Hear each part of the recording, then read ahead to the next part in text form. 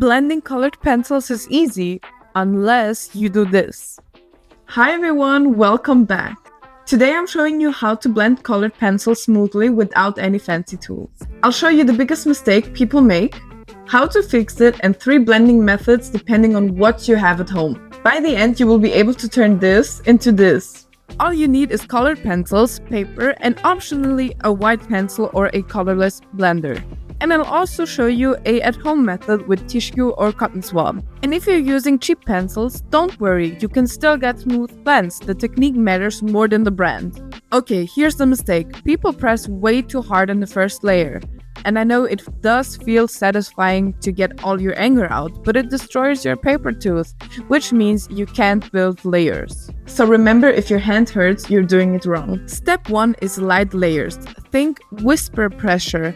I start with a light base color, then I add a second color and overlap them in the middle. I'm using small circular motions or light back and forth strokes, and I keep the pressure low. The goal is not to make it perfect on the first pass. The goal is to build pigment gradually. If it looks grainy right now, that's normal. It just needs more layers. Step number 2, smoothing. Method A is burnish with a white pencil. This pushes the pigment into the paper and blends the transition. Method B, colorless blender pencil. Same idea, but it won't lighten the colors as much as the white pencil does. And method C, tissue or cotton swab. This can soften the look, but always test it on a small section first. And remember, do it very gently. We are blending, not sanding a table.